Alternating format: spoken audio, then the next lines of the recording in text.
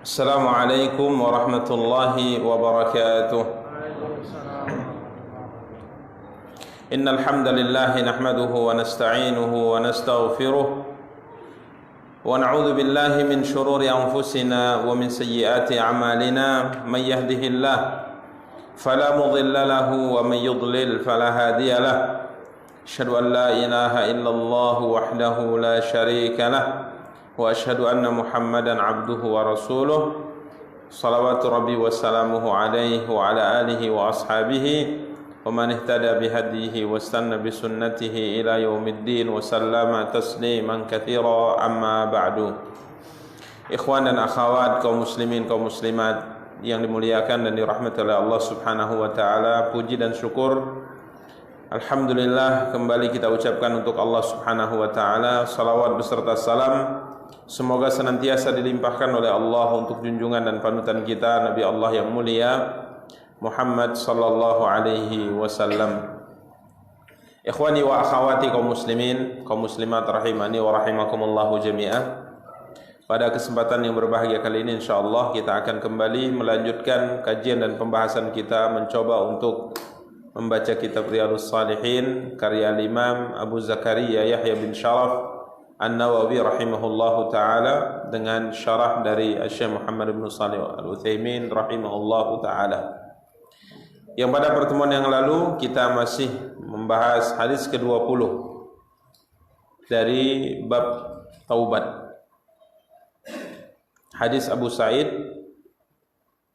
bin Malik bin Sinan Al-Khudri radhiyallahu taala anhu, dikenal dengan julukan Abu Sa'id Al-Khudri. Kita telah bacakan beberapa faedah dari hadis yang mulia ini, yang tentang seorang yang melakukan kejahatan yang sangat banyak, yakni membunuh 100 orang. Kemudian berniat untuk bertaubat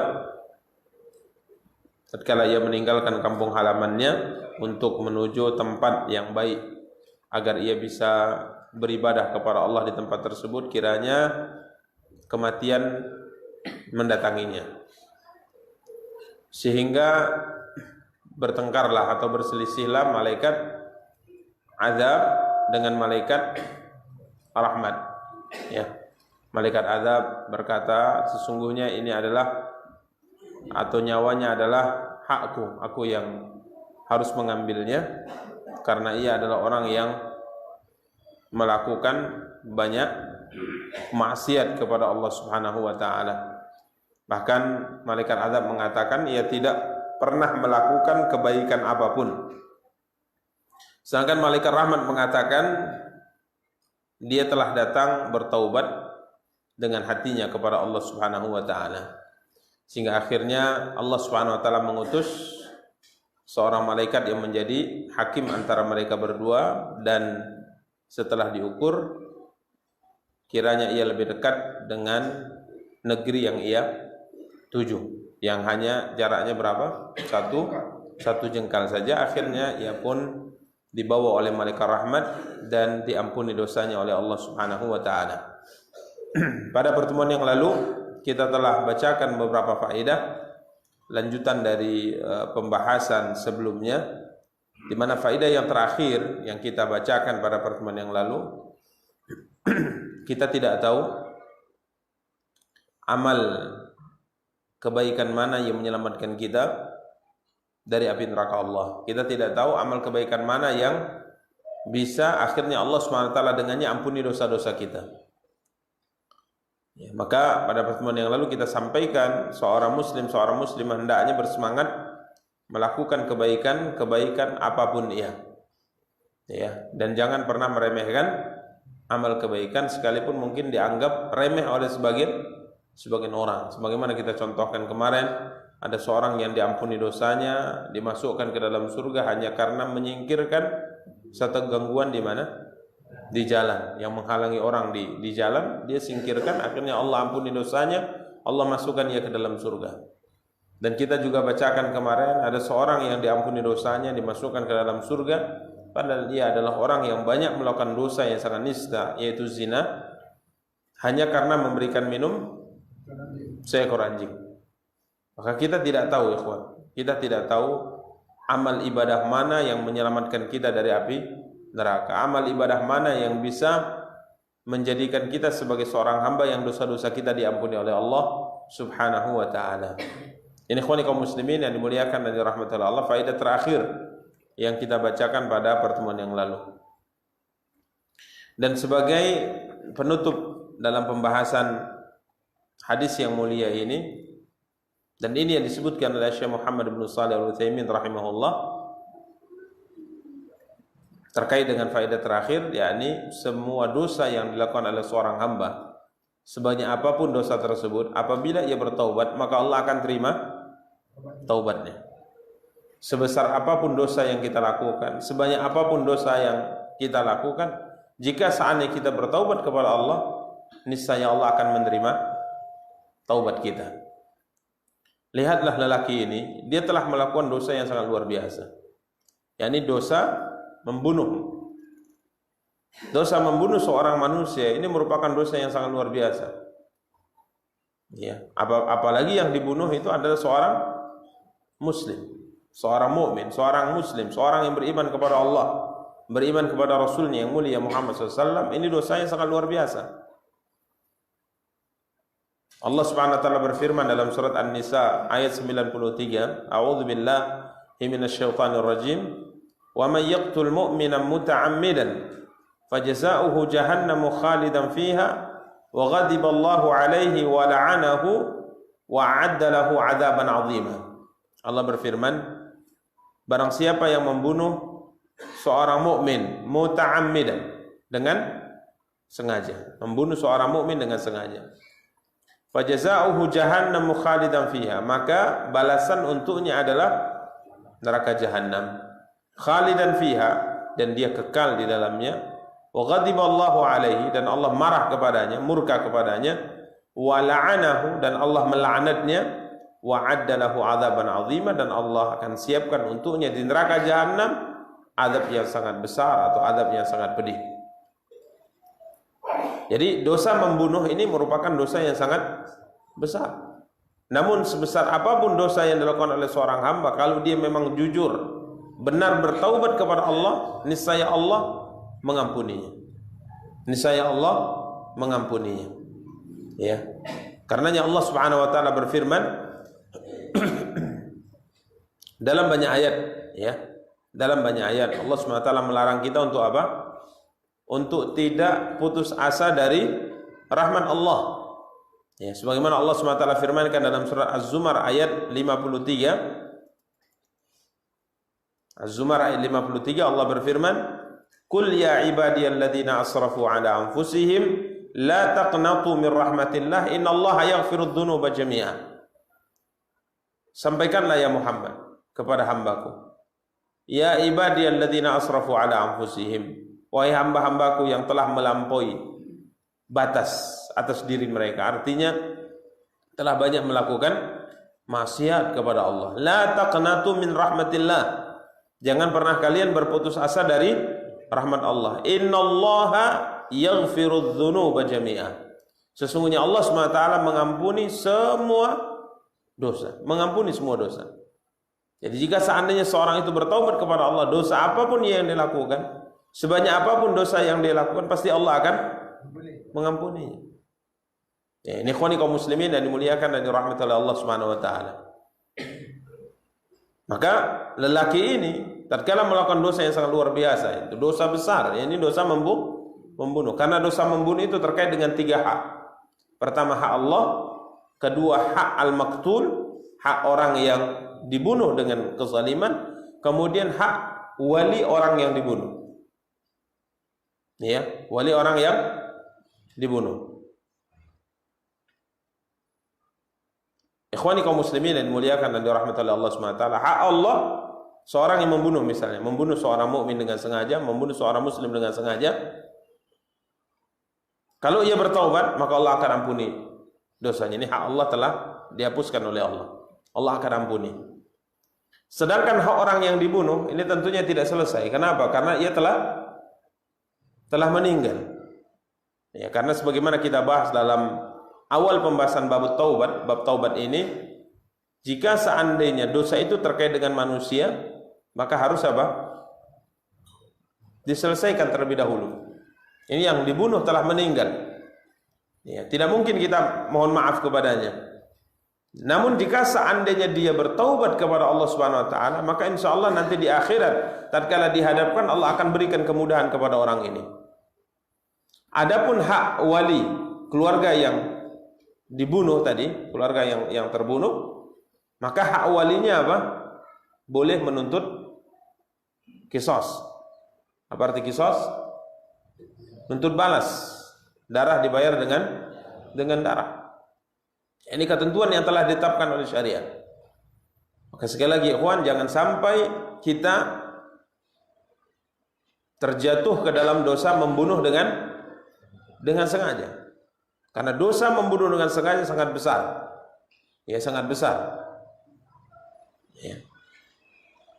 Jangan berani membunuh. Ya, kenapa? Karena Nabi kita yang mulia sallallahu alaihi wasallam bersabda, di akhirat nanti seorang muslim itu urusannya dalam perhitungan di padang mahsyar selalu dipermudah oleh Allah, kecuali apabila dalam catatan amalnya ada pembunuhan. Ini akan dipersulit oleh Allah.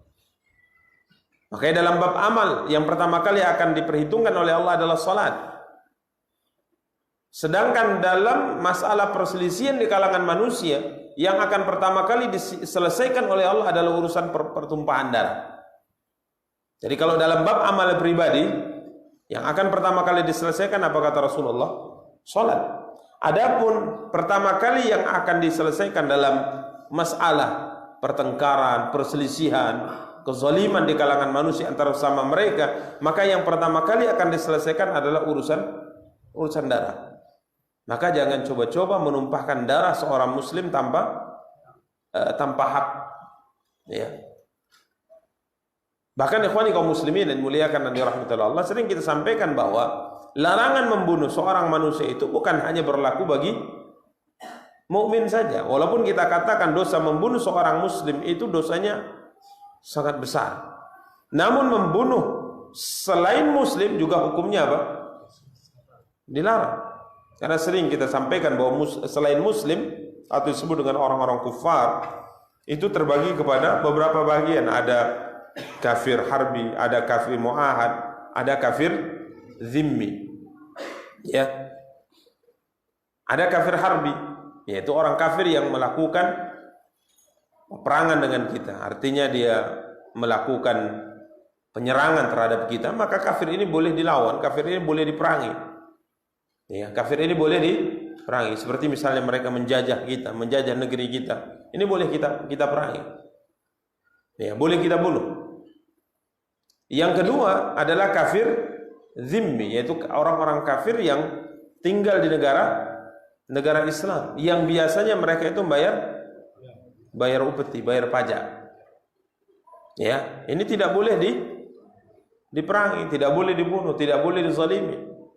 Kemudian ada kafir muahad, kafir yang tinggal di negerinya tapi terikat perjanjian damai dengan negeri kaum muslimin. Ya, dia tidak berada di negeri kita, dia berada di negerinya, akan tapi negaranya atau pimpinan negaranya dengan negara kita, dengan pimpinan negara kita memiliki hubungan apa? Hubungan perjanjian perdamaian. Ya, maka mereka tidak boleh kita ganggu, mereka tidak boleh kita perangi, mereka tidak boleh kita bunuh.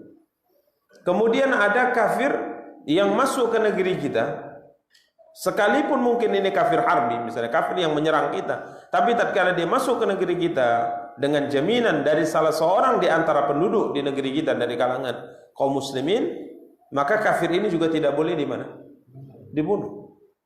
Masuk diizinkan oleh pemerintah kita masuk ke negeri kita, ya, diberikan jaminan keselamatan, keamanan untuk mereka, maka kita sebagai kaum muslimin tidak boleh membunuhnya. Bahkan jika seandainya ada di antara mereka yang masuk ke negeri kita dengan jaminan salah seorang di antara kita, sekalipun dia wanita yang menjaminnya, ini tetap apa? Tetap tidak boleh dibunuh. Di perang Ghazwu Makkah, ya, penaklukan kota Makkah, ada seorang yang dikejar-kejar ya oleh kaum muslimin, untuk dibunuh dari kalangan barisan orang-orang kafir Quraisy. Kiranya dia pergi ke rumah Ummu Hani. Ummu Hani adalah anak dari Abu Talib, berarti sepupunya Nabi kita yang mulia SAW. Maka Ummu Hani memberikan jaminan. Ummu Hani memberikan jaminan kepadanya keamanan, keselamatan. Maka kemudian dia ini datang kepada Nabi SAW. Dia mengatakan, ya Rasulullah, ya Muhammad, ya Rasulullah, sesungguhnya saudaraku Ali bin Abi Talib menyangka bahwa dia akan membunuh si fulan, padahal si fulan itu telah aku berikan apa? Jaminan. Ini yang memberi jaminan wanita, wanita yang memberikan jaminan. Ali bin Abi Talib, yakni saudara laki-laki Ummu Hani, anaknya Abu Talib, mengatakan bahwa dia akan membunuh si fulan, padahal si fulan itu aku telah memberikan apa? Jaminan. Maka apa kata Rasulullah SAW? Sungguh kami telah memberikan jaminan keamanan siapapun yang telah kau berikan jaminan keamanan oleh Ummu Hani. Jadi sekalipun wanita yang memberi jaminan keamanan bagi orang kafir, sekalipun kafir ini apa? Harbi, kafir yang memerangi kita, tetap kita apa? Harus menghormati jaminan yang diberikan olehnya. Ya, ini ikhwani kaum muslimin wa akhwati kaum muslimat yang dimuliakan dan dirahmati Allah. Sampai-sampai Nabi SAW mengatakan, "Man qatala mu'ahadan lam yarah raihatal jannah." Barang siapa yang membunuh seorang kafir yang terikat perjanjian damai dengan kaum muslimin, dia bunuh dengan sengaja, maka muslim yang membunuh ini tidak akan mencium bau surga Allah Subhanahu wa taala. Ini ikhwani kaum muslimin wa akhwati kaum muslimat yang dimuliakan dan dirahmati Allah. Maka jangan sampai ada dalam catatan amal kita dosa membunuh, ya, karena urusan kita di akhirat akan terus dipermudah oleh Allah selama tidak ada masalah darah dalam catatan amal kita. Ini ikhwani kaum muslimin wa akhwati kaum muslimat yang dimuliakan dan dirahmati oleh Allah Subhanahu wa taala. Kita masuk hadis ke-21. Hadis ke-21 ini cukup panjang, ya. Kita akan bacakan sedikit demi sedikit dengan memberikan faidahnya, ya. Karena ini hadis sangat panjang, yakni hadis tentang taubatnya 3 orang sahabat Nabi kita yang mulia sallallahu alaihi wasallam yang tidak ikut perang Tabuk. Diceritakan oleh salah seorang di antara mereka yang bernama Ka'ab bin Malik radhiyallahu taala. Ya, hadis panjang. Kita akan bacakan hadis ke-21. An Abdullah bin Ka'ab bin Malik, dari Abdullah bin Ka'ab bin Malik. Jadi yang menceritakan hadis ini adalah anaknya Ka'ab bin Malik, yang dia langsung mendengar cerita ini dari ayahnya Ka'ab bin Malik. Wa kana qaida Ka'ab bin radhiyallahu taala anhu min banihi Na'amiyah. Beliau ini, yakni Abdullah, adalah penuntun Ka'ab bin Malik radhiyallahu taala dari anak-anaknya tatkala Ka'ab bin Malik radhiyallahu taala anhu telah buta di usia tuanya.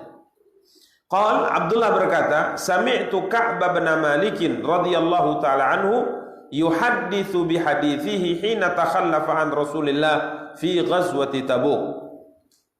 Aku telah mendengar ayahku Ka'ab bin Malik bercerita dengan ceritanya tatkala beliau tidak ikut serta mendampingi Rasulullah sallallahu alaihi wasallam di perang Tabuk.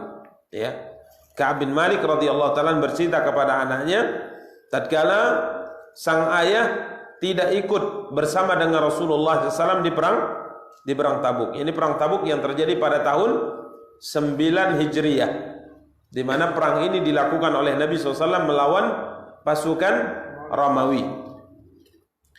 Kemudian Abdullah bin Ka'ab bin Malik melanjutkan ceritanya. Qala Ka'bun, ayahku Ka'ab berkata, lam atakhallaf an Rasulillah fi ghazwatin ghazaha qattu illa fi ghazwati Tabuk. Aku tidak pernah tidak ikut serta bersama dengan Rasulullah di satu perang manapun yang dilakukan oleh Nabi kecuali di satu perang ini, yakni perang Tabuk. Ghaira anni qad takhallaftu fi ghazwati Badrin. Hanya saja memang aku tidak ikut dengan Rasulullah sallallahu alaihi wasallam di perang Badar. Ya. Ikhwani kaum muslimin dan dimuliakan dan dirahmati Allah, Ka'ab bercerita bahwa semua perang yang dilakukan oleh Nabi beliau ikuti. Berarti kecuali 2 perang. Pertama perang Tabuk yang beliau akan ceritakan ini. Kenapa beliau tidak ikut perang Tabuk? Kemudian cerita taubatnya yang sangat luar biasa. Kemudian perang yang kedua adalah perang Badar. Ya, beliau tidak ikut serta juga di perang Badar. Beliau sebutkan, ya, kenapa beliau tidak ikut perang Badar? Ghairu anni qad takhallaftu fi ghazwati Badrin wa lam yu'atab ahadun takhallafa anhu. Dan tidak ada seorang pun dari sahabat Rasulullah SAW yang dicela karena tidak ikut perang Badar. Tidak ada seorang sahabat pun yang dicela karena tidak ikut perang Badar. Kenapa? Innama kharaja Rasulullah sallallahu alaihi wasallam wal muslimuna yuriduna 'ira Quraisy hatta jama'a Allah taala bainahu wa bain aduwwihim ala ghairi mi'ad.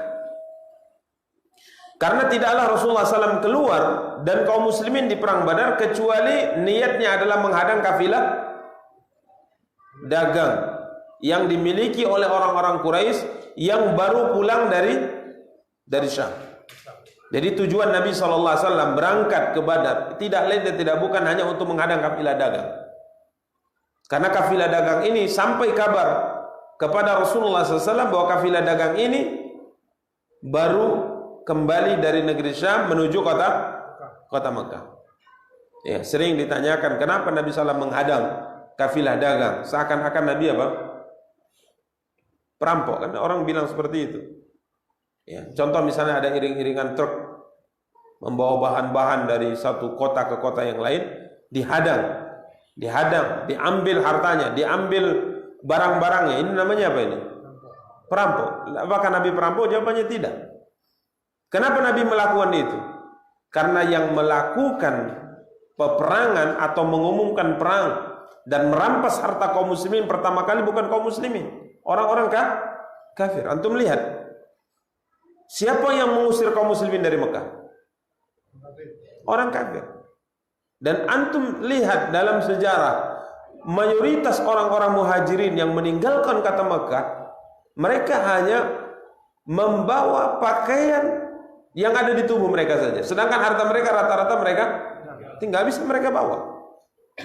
Sampai antum tahu cerita Suhaib Ar-Rumi, ya? Suhaib Ar-Rumi, seorang sahabat bernama Abu Yahya. Suhaib Ar-Rumi, kunyahnya Abu Yahya. Dia hijrah. Dia seorang saudagar kaya di kota Mekah. Beliau hijrah. Subhanallah, tatkala beliau hijrah dan informasi hijrahnya Suhaib Ar-Rumi ini, Abu Yahya, didengar oleh orang-orang Quraisy, maka mereka pun mengejarnya. Mereka pun mengejar dan dapat. Ya. Nampak tatkala sudah terlihat Suhaib, maka Suhaib melihat ke belakang, kiranya orang-orang Quraisy sedang mengejarnya, maka dia persiapkan panahnya. Kemudian dia berteriak dari kejauhan, "Jangan kalian mendekat. Karena sesungguhnya kalian tahu tidak ada orang yang paling hebat di kalangan penduduk Mekah dalam soal memanah, membidik anak panah kecuali aku orangnya. Demi Allah, tidak ada seorang pun di antara kalian berani maju kembali kecuali aku akan lepaskan satu persatu anak panahku ini. Dan itu akan mengenai satu persatu di kalangan kalian. Dan kalau seandainya anak panahku sudah habis, maka aku akan berperang menggunakan pedangku sampai aku mati." Ini tekadnya siapa? Suhaib Ar-Rumi. Maka mereka mengatakan, "Aba Yahya, sesungguhnya tidak ada yang membuat kami menghalangi engkau ingin melakukan hijrah ke kota Madinah kecuali karena latar belakang sejarah hidupmu di kota Mekah. Kamu dulu datang dalam keadaan miskin, tidak punya apa-apa." Karena Suhaib Ar-Rumi ini bukan asli penduduk Mekah. Dia datang kemudian diberi jaminan oleh salah satu di antara kabilah besar di kota Mekah, kemudian berdagang dan berhasil menjadi orang sukses, kaya di Mekah. Engkau datang sebatang kara, engkau datang dalam keadaan miskin, tidak punya apa-apa, kemudian kami berikan jaminan. Setelahnya kau berdagang dan berhasil menjadi orang sukses di Mekah, banyak hartamu. Kemudian setelah kau berhasil, kau bawa semua hartamu ke Madinah semaumu. Tidak mungkin, kata mereka. Maka Suhaib Ar-Rumi mengatakan, kalau memang itu maksud tujuan kalian mengejarku, apa pendapat kalian jika saatnya aku tunjukkan di mana harta-hartaku? Silakan kalian ambil. Apakah kalian akan selamat, akan biarkan aku hijrah ke kota Madinah? Mereka mengatakan, ya kalau seandainya hartamu kau tinggalkan, kami ambil, maka silakan kau hijrah. Maka Suhaib mengatakan, ya kalau demikian ambil hartaku, yang penting aku bisa hijrah kemana? Kota Mekah. Maka diambil oleh mereka. Dan ini salah satu di antara banyak cerita orang-orang muhajirin yang harta mereka dipaksa untuk ditinggal di kota Mekah dan diambil oleh orang kafir Quraisy. Antum lihat Abdurrahman bin Auf. Abdurrahman bin Auf bukan orang yang tidak kaya, beliau radhiyallahu taala. Beliau datang ke kota Madinah tidak punya apa-apa. Sampai dalam ceritanya, ya, dia tidak punya apa-apa. Hanya ada pakaian di mana? Di tubuhnya. Sampai saudaranya Ansor itu sampai menawarkan banyak hal kepadanya. Aku punya 2 kebun. Silahkan apa? Ambil salah satu di antaranya. Aku berikan salah satu di antara 2 kebun kurma yang aku punya kepadamu. Dan aku punya 2 istri. Silakan kau lihat mana di antara 2 istriku ini yang engkau tertarik dengannya. Aku akan ceraikan. Selesai masa iddahnya, nikahilah dia dengan biaya dari aku. Jadi subhanallah, untuk ngasih mahar istri saja mau menikah di Madinah tidak mampu. Kenapa?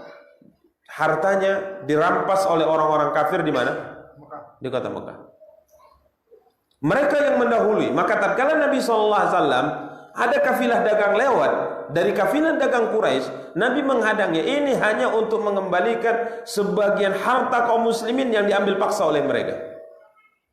Makanya tidak ada ceritanya kaum muslimin menghadang kafilah dagang yang lain.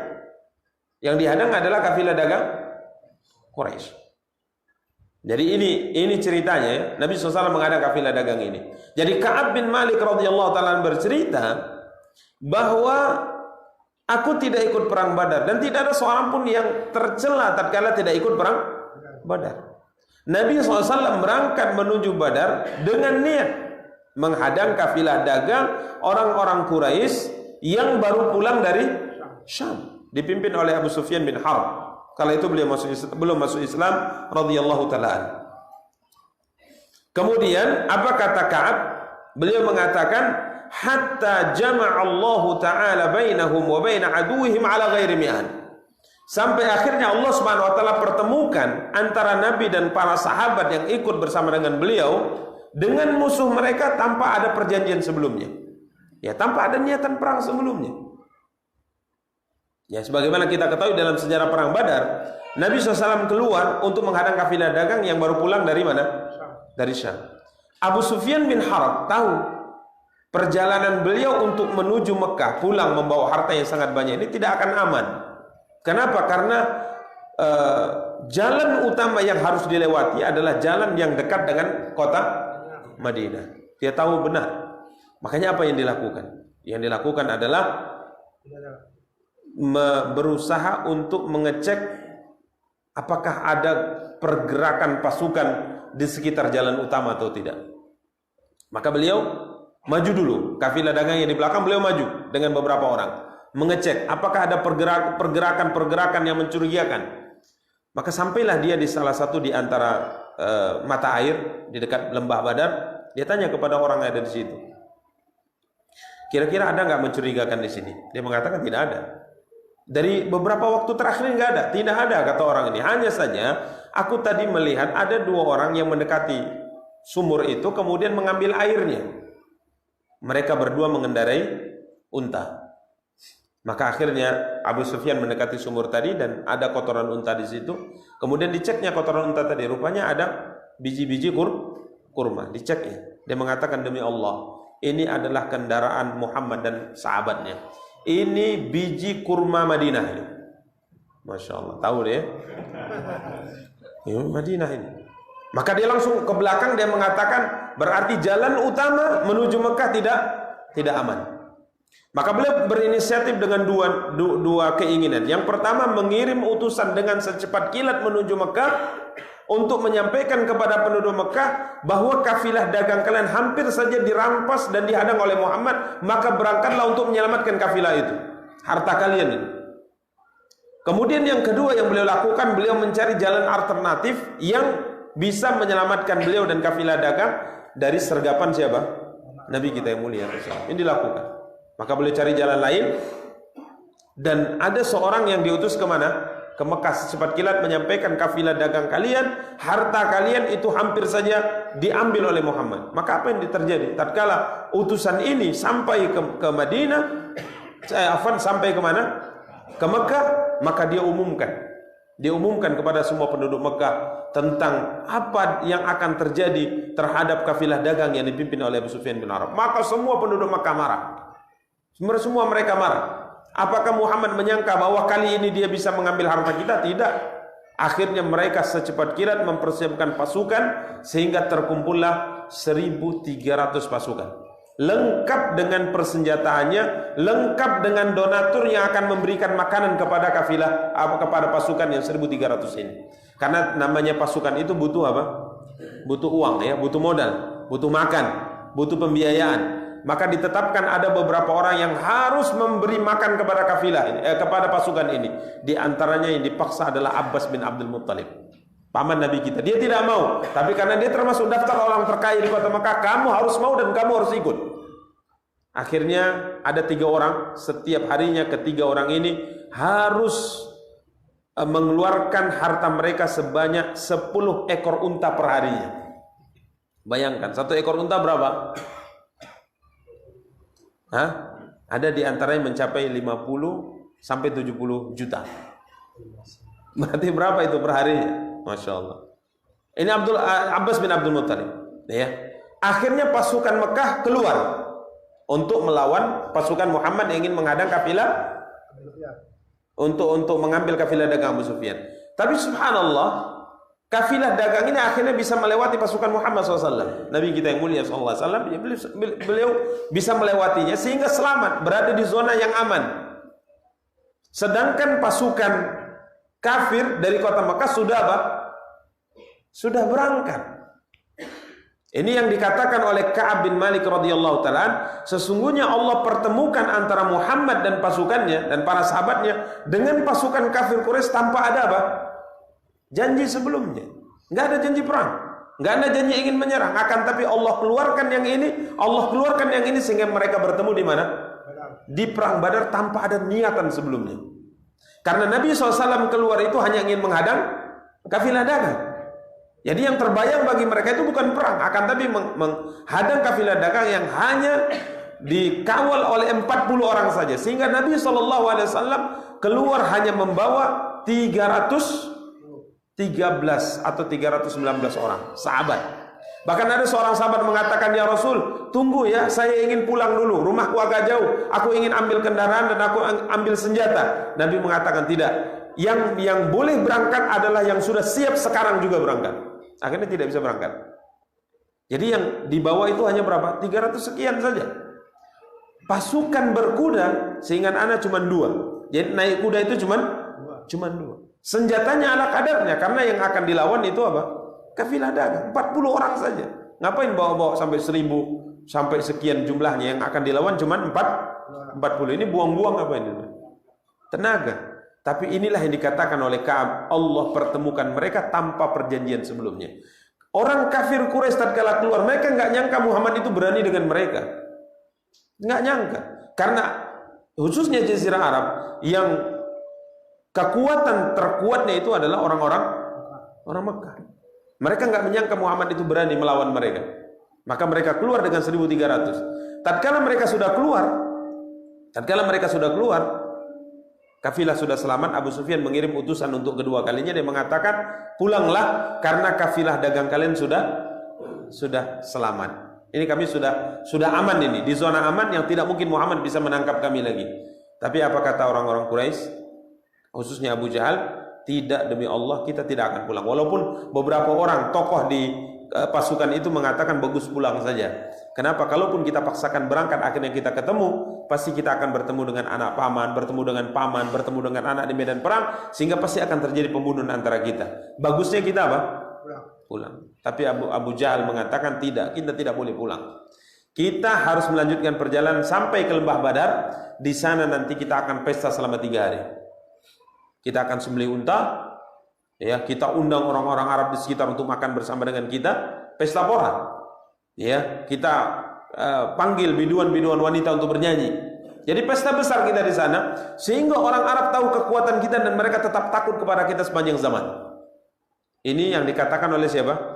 Abu Jahal. Di sisi Nabi SAW sendiri terjadi apa? Musyawarah. Ini kafilah dagang Sudah lewat. Sedangkan yang di hadapan kita sekarang hanya ada apa? Pasukan. Apa yang kita lakukan? Apakah kita tetap maju kata Nabi atau kita pulang ke mana? Ke Madinah. Akhirnya semuanya sepakat mereka harus maju. Akhirnya ketemulah dua pasukan ini tanpa disepakati sebelumnya, tanpa ada janjian sebelumnya. Dan ini adalah perang pertama yang terjadi antara Nabi SAW dengan orang-orang Quraisy. Dan subhanallah dikatakan oleh Ka'ab bin Malik radhiyallahu ta'ala, "Walaqad syahidtu ma'a Rasulillah sallallahu lailatal aqabah hina tawathaqna 'ala al-Islam wa ma uhibbu anna li biha mashhad badrin wa in kanat badrun adhkara fin nas minha." Ka'ab menghibur dirinya. Padahal mayoritas sahabat yang tidak ikut perang Badar waktu itu juga sangat bersedih ya, sangat bersedih. Kenapa mereka tidak ikut gitu? Menyesal kenapa tidak ikut. Tapi Ka'ab mengatakan, aku telah hadir bersama dengan Rasulullah pada malam Lailatul Aqabah, yaitu baiat dikenal dengan baiat apa? Baiat Aqabah kedua. Ya, 70 sekian para sahabat Ansar berbaiat, berjabat tangan dengan Nabi SAW, bersumpah setia dengan Nabi SAW. Dan aku tidak ingin, ini beliau menghibur dirinya, baiat Aqabah ditukar dengan perang Badar. Walaupun perang Badar itu lebih masyhur di kalangan manusia, orang lebih banyak menceritakan tentang perang Badar daripada baiat apa? Aqabah. Bahkan mungkin kalau saya tanya antum, mana antum lebih kenal baiat Aqabah atau perang Badar, pasti antum mengatakan perang Badar. Baiat Aqabah terjadi berapa kali? Berapa kali? 2 kali ya. Pertama, baiat yang pertama tepatnya pada tahun 12 dari kenabian. Kemudian baiat Aqabah yang kedua ini lebih besar, ini terjadi pada tahun 13 kenabian, tepatnya setelah Nabi SAW pada tahun sebelumnya mengirim siapa? Mus'ab bin Umair radhiyallahu ta'ala sebagai duta Islam pertama ke kota Madinah. Jadi banyak orang memang ingatnya, pahamnya itu perang Badar. Kalau baiat Aqabah itu orang kadang tidak tahu atau lupa. Tapi Ka'ab bin Malik mengatakan, aku lebih bangga dengan baiat Aqabah daripada perang Badar. Walaupun perang Badar lebih dikenang orang daripada baiat Aqabah. Demikian ikhwani kaum muslimin wa akhwati kaum muslimat yang dimuliakan dan dirahmati oleh Allah. Insyaallah akan kita lanjutkan pada pertemuan yang akan datang tentang taubatnya Ka'ab bin Malik radhiyallahu taala anhu ini. Demikian, semoga ada faedahnya. Kita cukupkan. Subhanakallahumma bihamdika asyhadu an la ilaha illa anta astaghfiruka wa atubu ilaik. Wassalamualaikum warahmatullahi wabarakatuh.